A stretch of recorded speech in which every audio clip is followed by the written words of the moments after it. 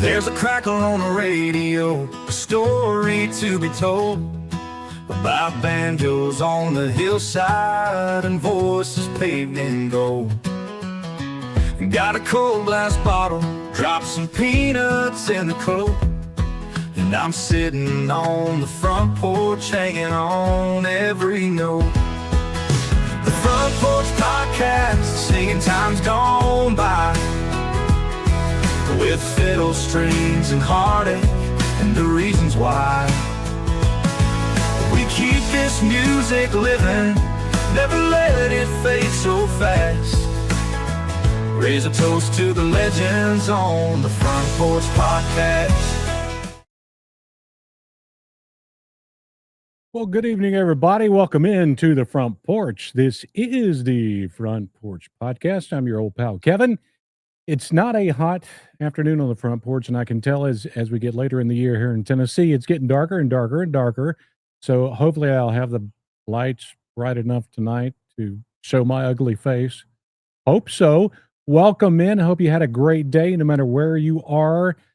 As always, we take the roll call. I want to know who you are, where you're from. It's so cool just to, reach out to folks, give them a shout out, and connect with you that way, because we're live right now on Facebook and on YouTube. So if you're watching on Facebook, thank you so much. If you're watching at this moment, I guess if this is recorded and you watch it later, it's not real what I'm saying. But if you're watching it at 5 p.m. Nashville time on what is the day? The 27th of September. I'm right here. This is all live. If I screw up, it's my fault. And, that happens sometimes, and I blame it on myself, because this is a one-man show. It's a one-man show about the history of country music.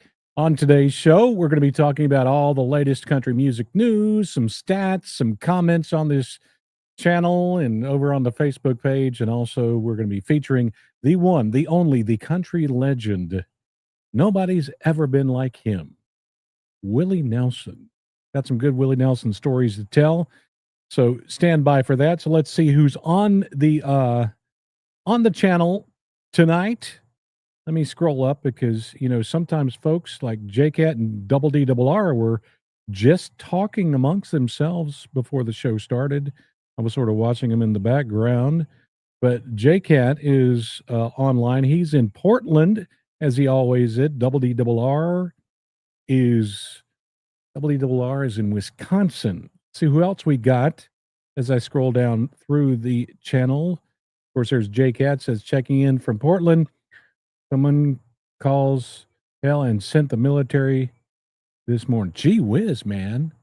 We need to send the military to New York right now, because one reason I have my Coke and Peanuts here, but I made the ultimate mistake with Coke and Peanuts. I did not chill the Coke. And I didn't chill the Coke because I was too busy watching the Ryder Cup tournament in New York and the Tennessee football game.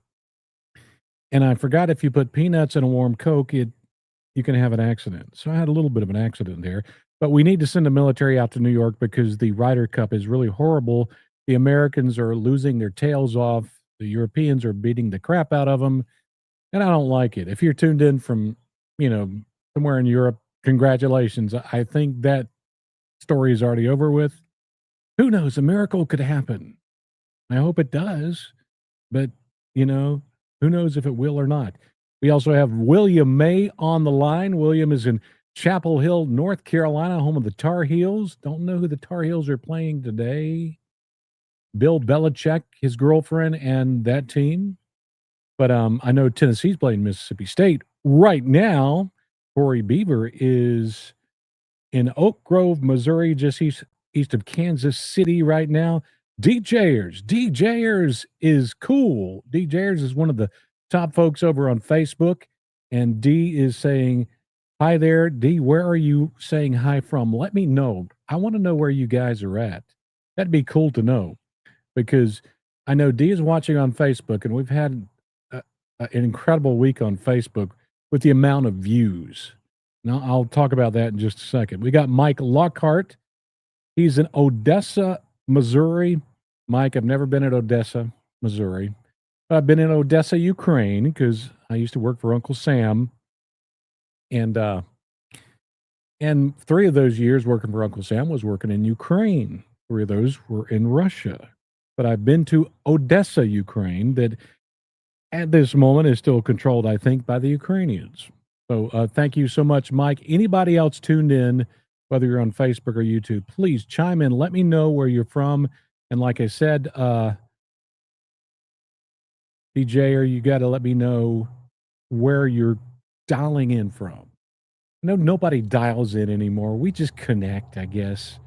But let me know about that. But like I said before, we got Willie Nelson up tonight, and we're going to talk a little country music controversy. I bring it up sometimes. I don't bring it up all the time, but sometimes we got to talk about it.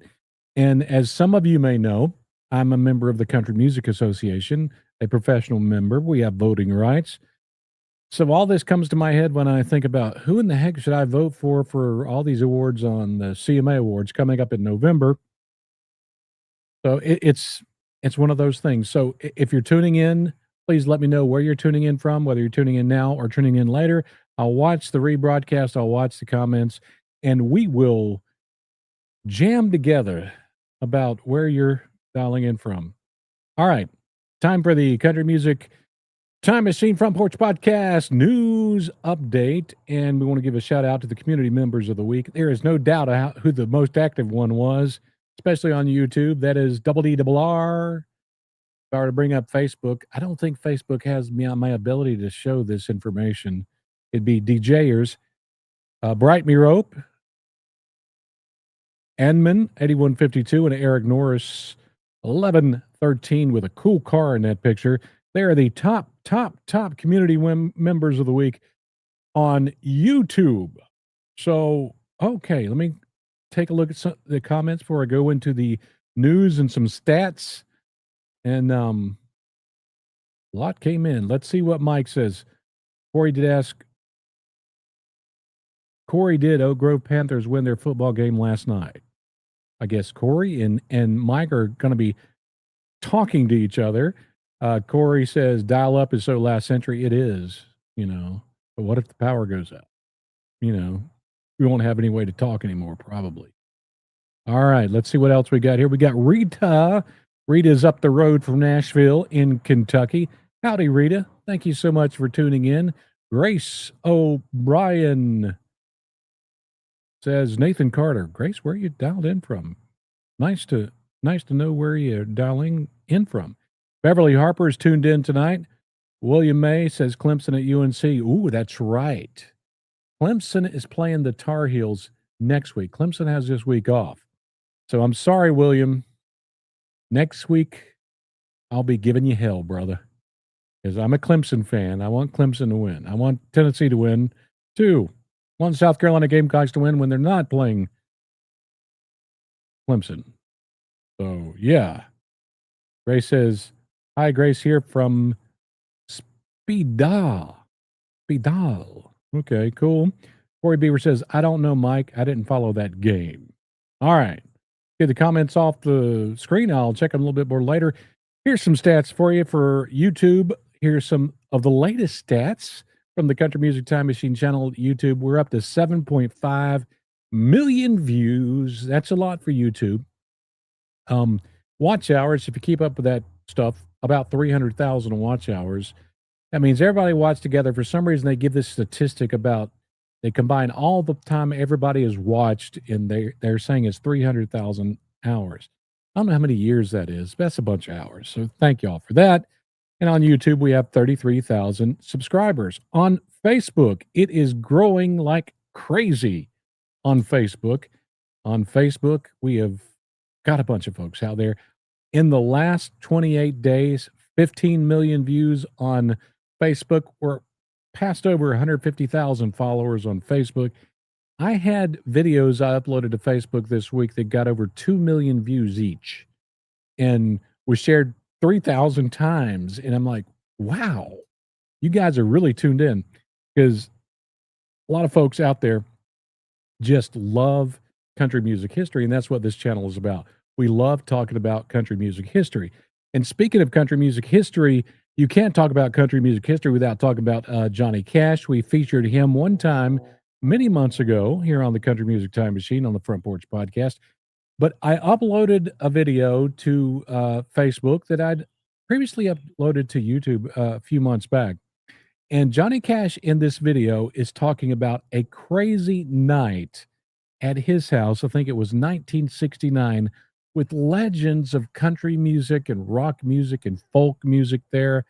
This video got a bunch of views. Let me play a little clip of it for you right now in case you've never seen It was it. January 1969, and Bob Dylan was there. He was doing his Staying at your house? Yeah. He was doing his Nashville Skyline album, and that's when we did a lot of things in the studio together. They've been bootlegging that lately, but anyway, Dylan was there, and Christopherson, and Joni Mitchell, and Graham Nash, and Shel Silverstein. And I was telling you that night in my house, the first time these songs were heard, Joni Mitchell sang Both Sides Now. Graham Nash sang Mary Cash Express. Shel Silverstein sang A Boy Named Sue. And Bob Dylan sang Lay Lady Lay. And Christopherson sang Me and Bobby McGee. Good It was heavens. the first time any of those songs were heard. That was that Good night. heavens. Did you have snacks?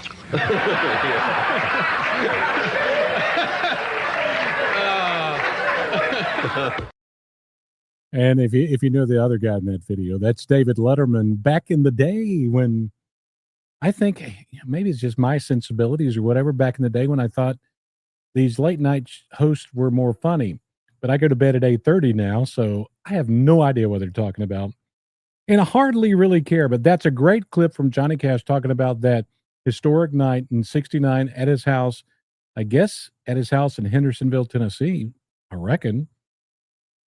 And a couple of comments from Facebook. One fellow says, a live recording of that jam session would be worth tens of millions. You better believe it, because that's a live recording of country music history and folk music history and possibly rock music history too.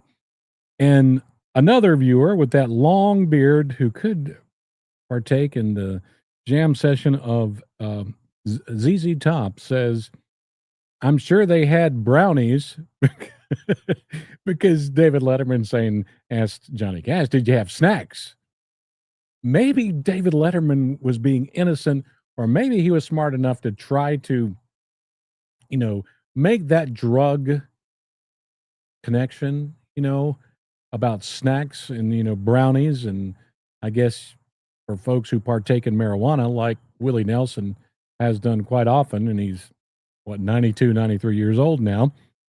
They can do that with the brownies. All I remember is I've never done drugs. It's never turned me on. I never thought about it. I'm a boring dude. I was around them. A lot of country stars around me. One day I'll tell you stories of some of the country stars who were doing drugs in front of me. But I remember, if you remember, there was a rock band in the 1980s called the Romantics. They had a song called Talking in Your Sleep and What I Like About You. I DJ'd at a nightclub, and they were playing that night. And I was walking down the steps of my DJ booth, and they were snorting cocaine on my steps. And they look up to me and says, hey, man, you want some nose candy? So I got the idea of what nose candy was then. I didn't have any idea because I saw them snorting cocaine right in front of me, but I had my cowboy boots on last night. I was country even back then when country wasn't cool. Well, actually, I think it was cooler back then. And I nearly kicked them in their fuzzy permed heads with my cowboy boots for snorting cocaine on my stairwell. Just a story I thought I would bring up to you. Corey is bringing up a good point. Says, speaking of Christopherson, who Johnny was talking about at that amazing historic night, Christopherson tomorrow will mark the 1-year anniversary of his passing. And Christopherson and Johnny Cash and Willie Nelson, too, have another thing in common other than country music. They all served their country in the military. I think the one who served the most, probably a cross between Johnny Cash and Chris Christopherson. but it's good stuff to know. Let's keep on rolling with more comments of the week. And this video, I uploaded the video of George Jones being drunk. And if you were to leave my house right now, head west, you get on I-65 and head north, you'd run into the area where this video was filmed. And I uploaded it. It got, I know the last count is like 700,000 views. And a lot of people were enjoying the moment of history. And, oh, they're saying, there's the possum, you know, back when country was cool. But there was a couple of people, quite a few, that were really upset me because I uploaded that video. And I tried to explain to them that when you tell the story of country music history, you've got to include the good stuff and the bad stuff. And my hope is when I include the bad stuff, like George Jones getting busted and arrested for his DUI, my hope is someone will learn from it, especially young kids. And, you know, I wish more young kids would follow in the footsteps of George Jones, the way they sing, but don't follow in George Jones' footsteps with the way you drink and your trouble with the law. Hint, hint, Morgan Wallen. Don't be George Jones that way. Be more George Jones when you sing. But yeah, it brought up quite a few comments, and a good one's here. It was like 12,000 times, over 600 comments, 2.5 thousand shares. James says, probably the hardest thing that cop ever had to do was taking Possum to jail. You know, he probably was a fan of George and his music. Well, a little insider information for you here, James. George, the old possum, was in such trouble so often with the cops. Some of those cops knew him on a first name basis anyway. So not sure if this guy did or not, but he seemed to, because he was referring to him as George in the video, the police officer. And then, of course, Marlene Powley saying, why was that important to see? And I just explained it. So I made sure I uploaded another video. And in this video, it's a little clip of that, but it's also a clip of George Jones really referring to his wild time and his arrest. So let's take a look at it. George, hey, come on then, George. And I went to about the lowest that you could go on the booze. And then when I was at that point, I knew there was no out. There was no good thinking at all. There was no way out of it, so I just didn't care no more, so I went to the other stuff. I went to the drugs. I got down to about 105 pounds, they said, and I looked terrible. I looked awful. I sung terrible, and I was terrible. Done. You are drunk. I am not. Yes, you are. No, sir. I was afraid he was going to die. I thought I was going to live forever, you know, and we both had problems with drugs. Let him take me to jail. But you're not going to do that. Yeah, that's the wild possum there back in, I think, 1980, early 80s. I can't remember the exact year. I should have wrote it down, but it was in the early 80s, and it tells the story of quite a few country stars, like some of the current ones, like Morgan Wallen, have problems with. We know Morgan has problem with drinking. I hope, you know, that's bad enough. Hopefully, he's not doing any other drugs or anything like that.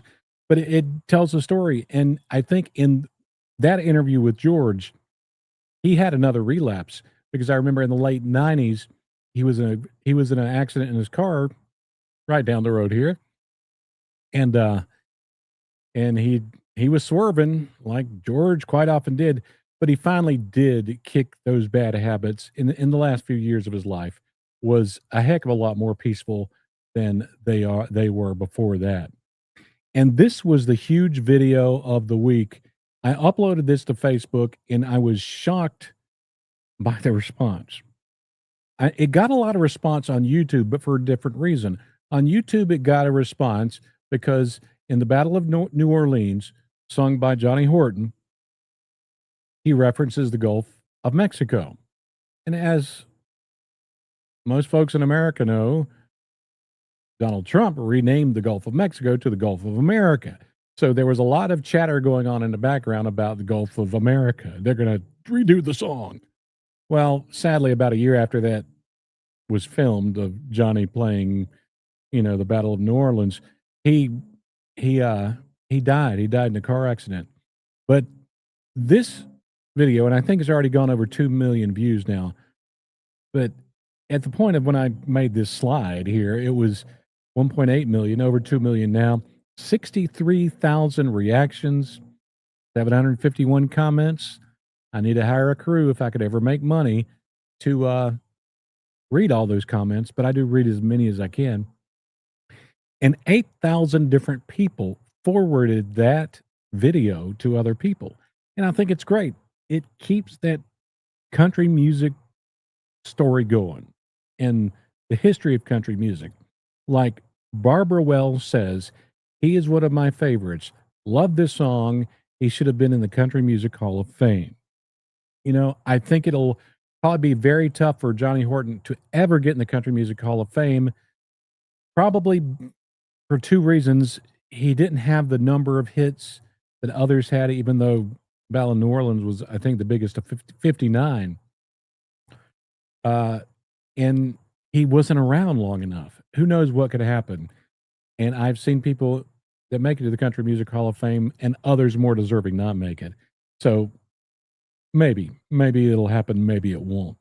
But once again, a shout out to you guys, Facebook, YouTube. Thank you for tuning into the Country Music Time Machine. If you're just tuned in, this is the Front Porch Podcast. I am on my front porch out here in Middle Tennessee, and this is where we just chat about country music history. And in this show, we talk a lot about what's going on in country music nowadays. But we usually focus on an artist, a country music legend that we love. So if you're tuned in right now, thank you. If you're ever on Facebook, please subscribe. You can follow, you can subscribe. Following is great. Love it. Please do it. Over 150,000 of you guys have already done that. But if you do subscribe, it's a direct way to support the Country Music Time Machine and help us pay bills, because we ain't getting rich on the front porch, but we're getting rich with great times and great people, So here's another one I want to talk about. I uploaded this to Facebook and YouTube, Country Crap on Facebook. And I have preached about this before. And you can see DJers here commenting on this. And D says, the fakes make me angry. That's why I've chosen only to follow you, Kevin. Thank you so much, D. And that's my thanks putting you on the screen because you're so smart. But yeah, it has always got on my nerves, and I continually, even on my feed, I see this fake crap on Facebook with fake post, and so many gullible people fall for it. And two things happen when they fall for it. Those low-life scumbags, I call them cockroaches, they make money off of all these people liking, forwarding that fake crap that's not real. Like news today, so much of it is fake and not real. But, it blurs the line of what country music history is and what reality is, and it pisses me off. So if you haven't seen this video, I'm going to play a short clip of it right now. This is me preaching, and this is me truly pissed off, because when I recorded this, I was really pissed off. I think I had to stop a few times and calm down, because I hate to see country music fans being taken advantage of. But check out this clip and you'll see what I'm talking about. These are all AI-generated lies. But the most common fakes out there in the world of country music, at least, target George Strait and Alan Jackson. Here's one for you. This is a fake post showing an AI-generated picture of George Strait with his horse, claiming the horse is dying. Another one from the fake page Pure Country Spirit shows George Strait with a message that says, "This is going to be my last post if I don't get a high." People, come on. George Strait is not on Facebook begging for your comments. Sadly, too many people thought he was. This post has over 1,600 comments and hundreds of shares, all making a lot of money for this fake page by tricking people into thinking it's real. It is not. It gets even worse. I call these people the cockroaches of Facebook. They're hanging around our page too and looking for victims. I recently posted about Alan Jackson, and the comments were swarmed with fans, and that's great.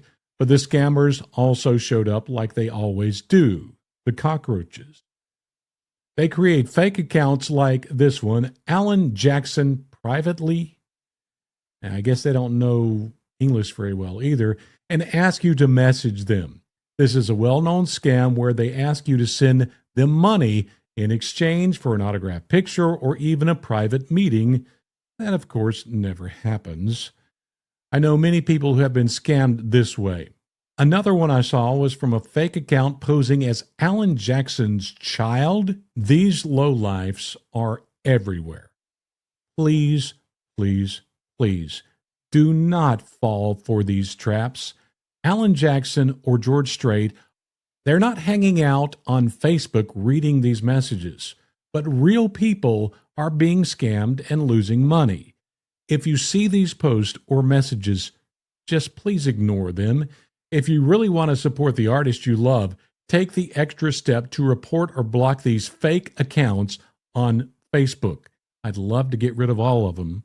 Probably never happen, but I'd love to get rid of them all.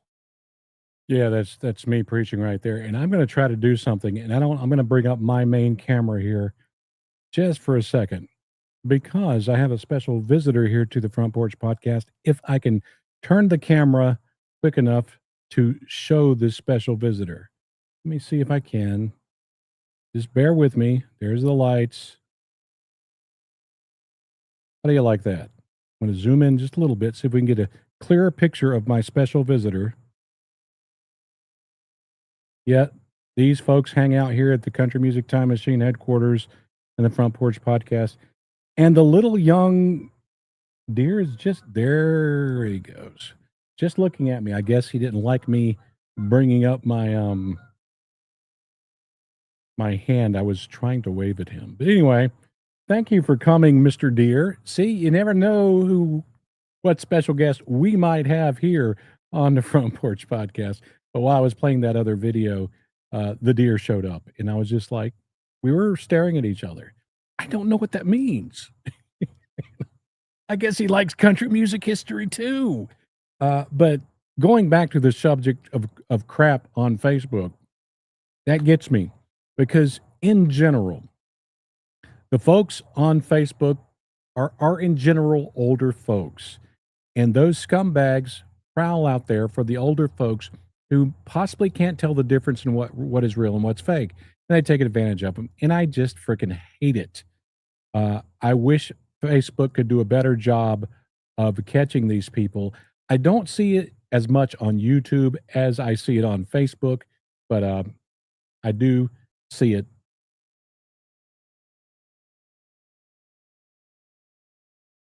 Thing there, and readjust the cameras and the slides. But yeah, that was me standing on my, and almost every time I do the Front Porch Podcast, I include new ones. So watch out for them. If you see those on YouTube, you probably won't, but if you see them on Facebook, break into the comment section and rip these people apart and say, these people aren't real. They don't want a private chat with you. They want to suck your money dry. All right, here's another one. And we're getting into the news now. And with this one, I'm going to have to explain this to you, because I don't want Zach Top to get in trouble for this, because I'm going to stand up for him, not only because he sings great traditional country music, but I think he's a good guy. But I saw on American Songwriter website today, and this headline, it says, "Is this breakout country star faking his country accent? You decide."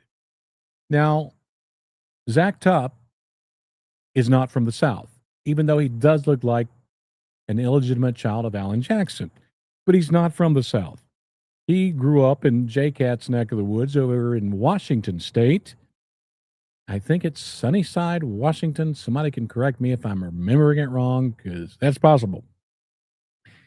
And from a young fellow, he really just fell in love with country music and the country lifestyle. And people have to understand, I'm going to play the video first, then I'm going to explain why I'm defending him. Some people out there calling Zach Top fake for this. And I'm going to play this video, and I want to apologize. There's bad audio in this video, and this time it's not my fault. It is this person who uploaded this video to TikTok. For some stupid reason, she had her Zach Top song in the background up too loud, and you could hardly hear her or Zach Top. But try to tune in. You might have to turn it up a little bit to hear this. But watch this when she asked him about his fake accent. Zach, you're from Sunnyside, but there's a lot of speculation about your accent. Can you talk about that? All I know really is I've been practicing it since I was a baby. I liked how all them old country guys sang, so I figured I would talk like them too. And, yeah, and then just since I've been in Nashville, it's just been accentuated, I guess. Now, let me explain this to you. Some people will jump in, and J-Cat says I'm correct. It was Sunnyside. Glad I got something right tonight. Some people are going to jump in and rip Zach Top apart for this. Let me give you a comparison. The last 24 years of my life, I spent mostly overseas working for Uncle Sam in different countries. I worked in almost every continent on this planet. And along the way, I did learn some languages. No, I did not learn Arabic or anything like that when I was in Iraq. I was more learning where the bunker was. I wasn't worried about language. I was more worried about my life. But in countries I served like Brazil, Paraguay, Nicaragua, Ukraine, Russia, I learned Spanish, Portuguese, and Russian. And I was speaking those languages so often that I would dream in those languages. And I had to connect to it so I could function and I could live. So I still dream in other languages just because I speak those languages. I dream mainly in Southern country slang, but sometimes I'm speaking Russian in my dreams and Portuguese or Spanish. But my defense to Zach Top here is he loves country music. He's surrounded by the country lifestyle. So if he picks up that accent, it's okay. There are rap stars, there are white, I'll put it this way. There are white redneck dudes in this neighborhood who listen to rap music 24/7, who walk around doing the hands like that and talking like they're from the city or whatever. And I can't do it. You know, I can't pull off the what is it, the ghetto rap slang? I don't know what it's called. But there are white guys that even speak that way, and they didn't grow up that way. So please, if you hear about this, give Zach Top a break, because Zach Top is a great country singer, and we have few like him that are getting noticed. We have plenty of great country singers, like J-Cat has always said, but too few are getting noticed. Zach Top is, and I hope more of him gets noticed. Talking about country music history, mentioned earlier that tomorrow marks 1 year of the death of Chris Christopherson. Also, on this date, 1950, Hank Snow. Howdy, Canada. Love Canada. Canadians are so cool. And they're really chilly in the winter, too. Hank Snow was at number 1 on the country star charts in 1950 with the song I'm Moving On. The song stayed at the top of the charts for 21 weeks and was the first of 7 number 1 Billboard hits that old Hank Snow had throughout his career. So, yeah. Thanks to Hank Snow, because we're remembering him in history today.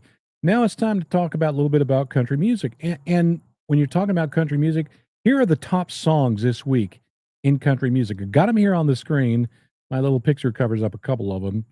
But I've listened to all these songs. I've been listening to more of the new country lately. And let me tell you, less than 50% of these songs even touch into traditional country music. Some of these are rap songs. Some of these, if George Jones would be raised from the dead right now and listen to country music, he'd probably beg to go back into the grave, because it sounds nothing like, it's not even hardly related to country music. I just wanted you to see it, and people will get pissed at me for saying that, but there are good songs, and there's a lot of new country that's good. And for example, Morgan Wallen, there's a lot of good Morgan Wallen out there. Some of it to me is country, some of it is like, what am I listening to? And Shabuzi, I love this new song from Shabuzi, Good News. Is it country? I don't think so, but it's a great song. I enjoy listening to it. Not sure it belongs on a country station. So just think about that. Bar Song Tipsy is probably still the biggest hit of the year. It's been on the charts. Remember, there are two charts. There's the radio airplay chart and what I call the streaming chart. It's been on the streaming chart most of the year. And he's also been on the radio airplay chart. And Morgan Wallen has dominated the chart all year long. That's why if you listen to at least big city country stations, you're going to hear Morgan Wallen all the time. But it's something to think about, and it makes you think. Will this kill country music? I do not think country music is dead. I read in 2014, was it Clay Walker and somebody else said country music is dead? I refuse to believe that. Country music is not dead, but country music is in trouble, but because it's been invaded by music that isn't, even in some ways, even 1% related with traditional country music. And that hurts it. And I bring up the aspect of rock music in this, in the historical aspect of rock music. I went on Google today and I typed in, is rock music dead? And this is what it came up. It came up and says, the shift in mainstream popularity. Pop and hip hop have dominated the music industry since the early 2000s, taking the place of rock as the primary mainstream sound. You can't really name a big rock star today. You can name the old ones, and they're selling out concert venues everywhere, but you can't name the new ones because they were overshadowed by another musical genre. The rap, the hip hop invaded the pop music, and the rock got sort of kicked out. And it invaded it so much that some of the pop sort of got kicked out and has creeped over into country music. And that in itself can cause an issue. Now, let's go back in time, and I'm going to bring up the one and only George Jones again. George Jones is talking about this. Let's listen to what George Jones said, and this is probably 20 years ago, about what he thought of country music at the time. We need to get our identity back. We need that back awful bad. Traditional music is country music. It's been country music ever since it was thought of or even sung the first song. The money people, whatever you want to call them, they have come in since it's got built and strong and got on TV and all this stuff, and it starts making money. That's when your big money people come in and take over, you know. And they want things this way and that way and the other way, and they need to find their own identity and give us ours back. And radio also needs to understand that, and get radio should get back to what made this business, traditional country music. Now, this music we have today, I love these people. Don't get me wrong. I don't mean to offend any of these new artists, but they are made to do this, what they're doing, or else they can't be on record. And some of them are very successful, and I'm not putting the music down itself.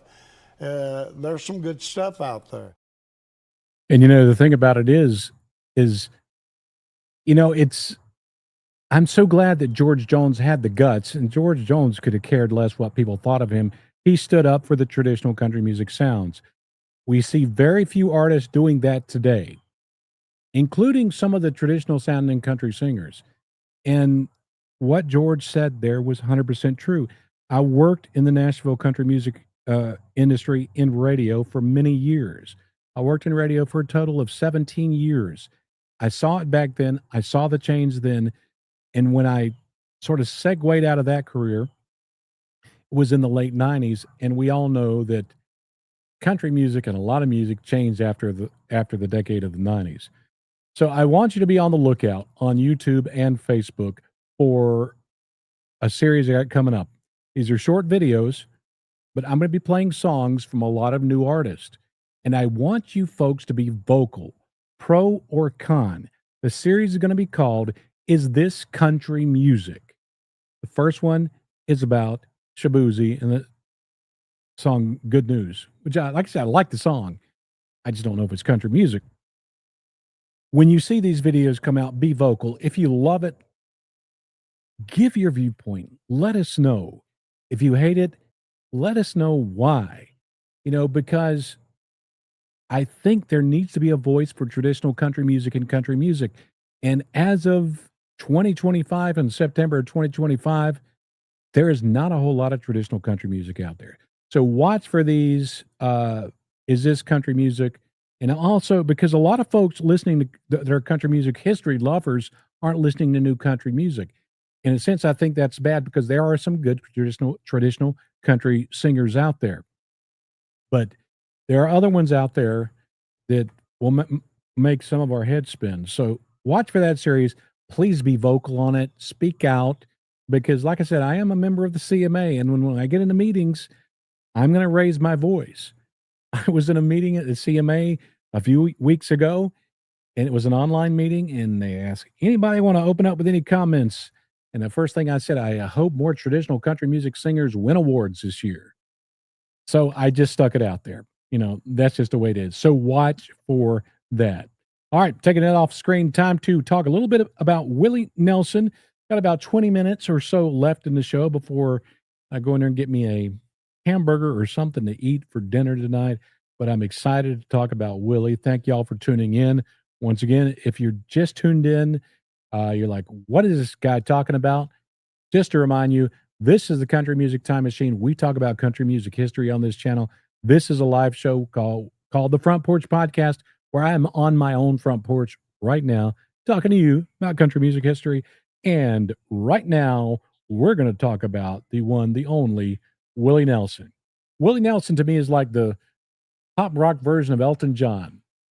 Ain't nobody going to be able to mimic that. I mean, some people have actually mimicked him, but I mean, in reality, he's a breed all his own. Willie Hugh Nelson was born April 29th, 1933. So, yep. My mom was born in 36. She's 89. You can do the math. He was born in Abbott, Texas, married 4 times, 8 children. I would say that he knows about. He possibly could have more, as you'll find out later. He was a ladies' man. His musical roots, Nelson wrote his first song at the age of 7, wrote a lot of poems back then, joined his first band at 10. And Nelson's grandfather bought him a guitar when he was 6 and taught him to pick that old guitar. Here's a picture of Willie Nelson back when he played football. Thank God Willie Nelson was not a good football player, because too much playing football with that type of helmet is going to damage your brain. Because that was one of those old leather helmets. Yeah, he played football at Abbott High School, but he picked cotton in the summer, as so many of those traditional country music artists did. They lived their life.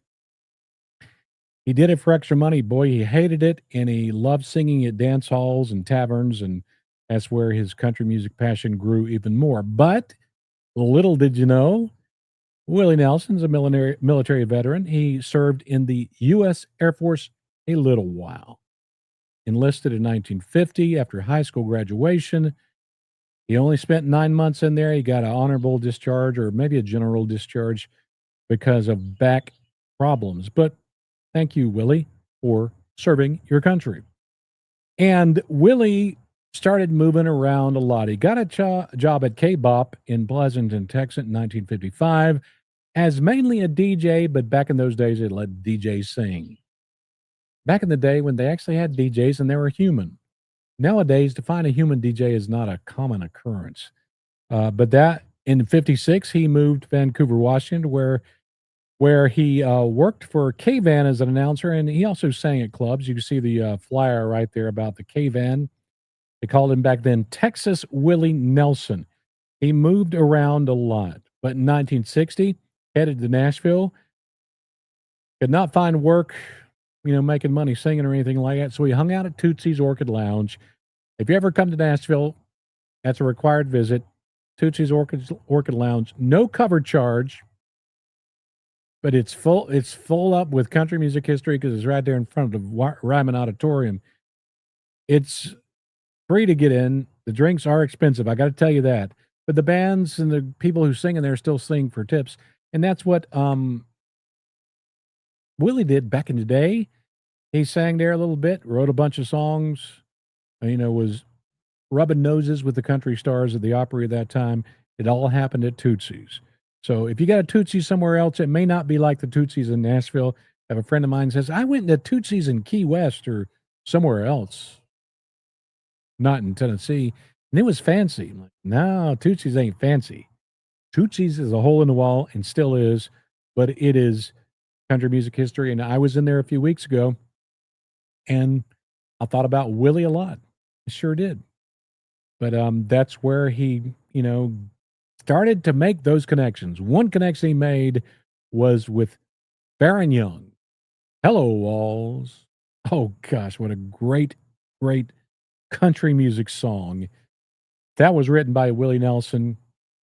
He heard him singing the song at Tootsie's, and Baron Young said, I want it. Willie was poor. He needed to make money and said, yes, sir, Mr. Young. Sing away. And Willie did. But the next song is the one that really changed country music history, not only for Willie, but partially for Patsy Cline as well, as Willie wrote the great song, Crazy. And I'm going to play a little clip with Willie and a story about Crazy that I didn't even know either until I watched this clip.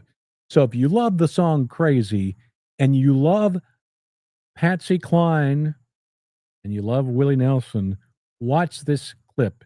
There is a country music history nugget deep inside. Tell me about writing Crazy, by the way.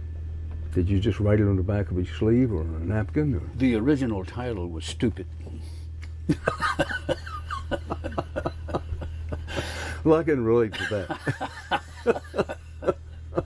I decided Crazy was more euphonious. How and why did you become a musician? Well, I've always loved music, and I grew up with, my sister Bobby played piano, and so I started sitting on the piano stool with her while she was playing.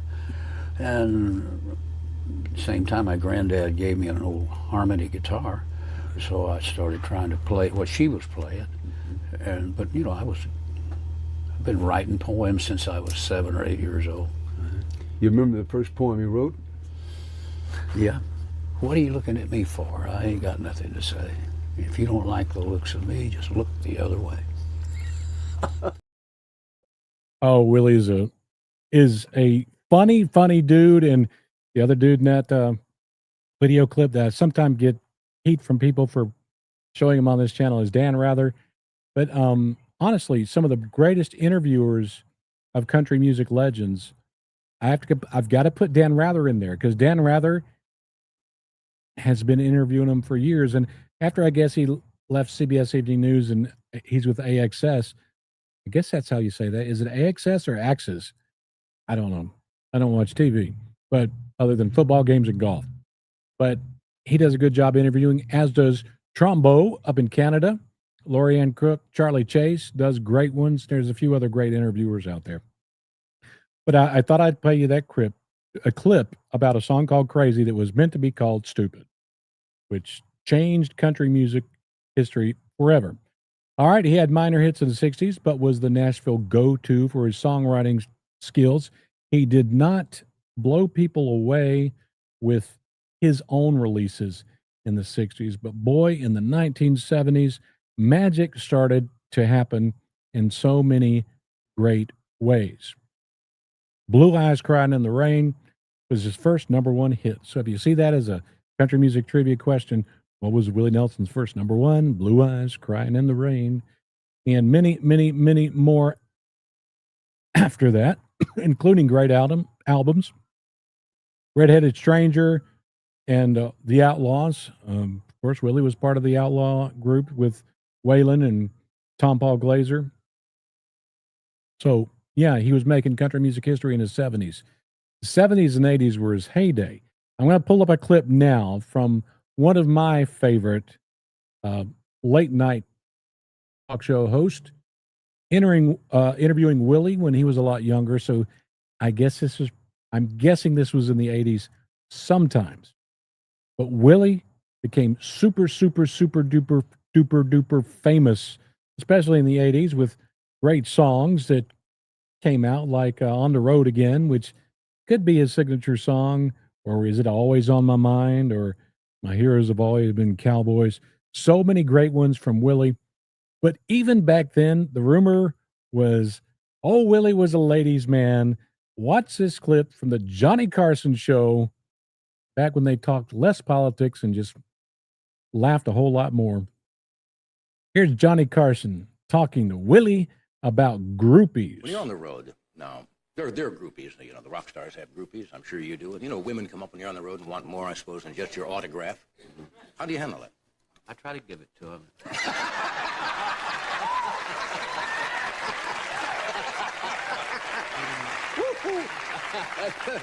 That's the gentlemanly thing to do. I mean, my gosh, you'd be... Oh, gosh, Johnny Carson still making me laugh in 2025, you know. But anyway, let's take a look at the comments on the screen here. See if I missed anything. Oh, yeah, I'm going to bring this up from Corey. Something about his birthday didn't mention. Yes, he was born on April 29th, but it was late at night, so it wasn't recorded until the next day. Yeah, there's controversy about whether he was born on the 29th or 30th. So I went with the 29th. Wasn't there in 1933, so I don't know. And, of course, back in those days, there was no scientific method to record that as more accurate as we do nowadays, you know. But J-Cat says, I think his best album was Stardust. Oh, man. What an incredible album. Thank God for Willie Nelson. You know, not only did he make us love great country music, but his talent was just off the charts. Songwriting, composing music, singing. My favorite Willie Nelson song is when he teamed up with Merle Haggard, Poncho and Lefty. That's my favorite. Even though it wasn't as big a hit as those other songs, like Always on My Mind and the other big hits from Willie. Now, we all know Willie had trouble with the law, and he had a lot of trouble with the law. But the main part of Willie Nelson's trouble was with weed. Now, I've got an episode here on the Country Music Time Machine on the YouTube channel called Bad Boys of Country Music History, and Willie Nelson is in there because he got arrested a bunch of times. But it was all mainly because of his weed. And you can see it on the screen there. But little did you know, Willie Nelson did an interview, and in this interview, he's talking about weed. Let's tune into it. I think this is Conan O'Brien. So I'm going to give you a Willie Nelson weed update after I play this clip. You wrote that when Jimmy Carter was president, you visited the White House, you snuck up onto the roof of the White House and smoked a joint. Is that something that... I hope that happened. You hope that happened? I really hope I did that. That short-term stuff. Kind of, so you have no idea if that happened. That's too bad. Yeah. I'd like to know how you got up there, what it was like. Down and all that good stuff. Yeah. I bowled while I was in the White House. Did you know they have a bowling alley? They do have a bowling alley, uh-huh. Were you high at the time, or no? That was a... Was that a day that ended in Y? Yeah, if you get that joke. Conan asks, were you high at the time? Willie answers, was that a day that ended in Y? So I guess most of Willie's life, he was high. One thing to remember about the White House episode, I saw another video clip where Willie was being interviewed. You know, it's newer than this one. And Willie was saying that Jimmy Carter went up there with him. I don't know if Willie's remembering it wrong now or if that is the truth, but maybe Jimmy Carter was on the roof smoking pot with Willie as well, but I saw it, and I'll never forget it. And William May says, Seven Spanish Angels with Ray Charles is a beautiful song. Oh, gosh. That's why I love you guys. That's why I love doing this show, because y'all remind me of incredible songs in country music history, and Seven Spanish Angels is an incredible song. Great song from Willie and Ray Charles. But yeah, he had trouble with the law, busted many times for his weed use, 5 times at least that we know of. And here's a little update for you. He doesn't smoke weed anymore. He says that smoking cigarettes than smoking weed has done too much damage to his lungs. So he says now, he's probably the heaviest weed smoker in music history and the entire history of the world. But he does not smoke weed anymore. He uses marijuana edibles or cannabis edibles. See, a dude that doesn't do any kind of drugs does not know how to explain what I'm trying to explain, but he's chewing or swallowing or whatever. He's not inhaling it anymore. But Willie's 92, 93 years old, so he's still rocking and rolling, going on strong. And of course, he did get in trouble with the IRS back in 1990. So he released the IRS tapes. Y'all remember that? You remember the IRS tapes album? He released that to help pay off his IRS debt because he owed like $16 million or something to the IRS. Well, the sales of that weren't good enough to pay it off, but he eventually got some smart people working with him, made some money, and paid off that debt. And we're glad he did. And of course, the honors for Willie Nelson, just incredible. 12 Grammy Awards. I know Beyonce has, I'm sorry, J-Cat, I said the B word. Beyonce has 72 Grammy Awards, and other awards.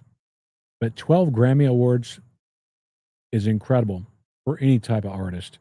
And 11 CMA Awards, 6 ACMs, 1993 inducted to the Country Music Hall of Fame. And one thing about the Country Music Hall of Fame, if you see like the outline of their faces there, if they didn't have the name of the person there, you would not know who that is because it never looks like them, whether it's Hank Jr. or Dolly Parton or whatever. Maybe Dolly it does. But there's no doubt when you look at that engraved portrait of Willie Nelson, you don't have to have his name there. That's Willie Nelson. Because ain't nobody in this world like Willie Nelson. So many awards, so many honors, 60 million records sold worldwide, and it's probably higher than that. That's probably the last count I found on Google. So a bunch of stuff, a bunch of good stuff. And Jeff's Guitar says IRS took his golf course. I'd be pissed, man. I'd love to own a golf course. I love to play golf. And take my golf course, I'd be upset. And Double D Double R says, be who? Be who? As I say, B11. If you know Spanish, if you say B11 in Spanish, you say B11. Just a little inside tip. Maybe we should just call her B11. I may call her that from here until the end of time. But anyway, yeah, so many awards, so many honors, 60 million plus records sold. But Willie has been through it. Lots of wives, lots of kids, lots of drugs, lots of arrests, lots of number one records, lots of history making country music. But what did Willie Nelson learn after all these years? Watch this video and check it out. I learned that we're all pretty much alike. That no matter where you live or what you look like, what color you are, what country you're from, we're all pretty much the same. And what makes me and you laugh or cry, chances are it'll make everyone else laugh or cry, because we all have basically the same emotions. I've traveled around singing in other places, in London and France and different places, and it's all the same. People are the same all over the world. They like music. Oh, yes. Amen to that, Willie. And so many people can learn from Willie Nelson's words, especially right now, especially in the U.S. and especially in the Middle East and in Ukraine, Russia. Inside we're all the same. We need to learn to love each other and communicate with each other better. and stop hating each other and trying to kill each other. Because in so many ways we're doing it. And Willie Nelson was a guy who was never like that. Just a sweet soul, sweet person. Yeah, he was burning down a lot of joints, but he was a good man. And we love him. We hope he'll be around a lot longer. He's getting old, but he's already old. But he's still trucking along. Just a few weeks ago, he was down the road at the amphitheater playing with Bob Dylan. So that's Willie Nelson. We love you, Willie, and we honor you today here on the Front Porch Podcast. And I thank all of you for tuning in, whether it's Facebook or YouTube. Remember, please take care of this channel. We really don't make a whole lot of money because we play this music. We have to pay the artists and the record companies. They get richer, and we sort of just like have enough money for the Coke and peanuts, you know? So, you know, take care of us. You know, subscribe if you're on Facebook. The scribe on Facebook is like an action where you pay a tiny bit of money and you help support us. We can buy this or actually pay for this equipment and, you know, bring you more good stuff. And we'd appreciate that on YouTube. Subscribe, like, you know, forward the videos. Just take care of us. We'll take care of each other. As always, I love you guys. Y'all be good. Be safe no matter where you're from. And as I always say, let's keep it country right here on the Country Music Time Machine. There's a crackle on the radio, a story to be told about banjos on the hillside and voices paved in gold. Got a cold glass bottle, drop some peanuts in the coat, and I'm sitting on the front porch hanging on every note. The Front Porch Podcast, singing times gone by, with fiddle strings and heartache and the reasons why. We keep this music living, never let it fade so fast. Raise a toast to the legends on the Front Porch Podcast.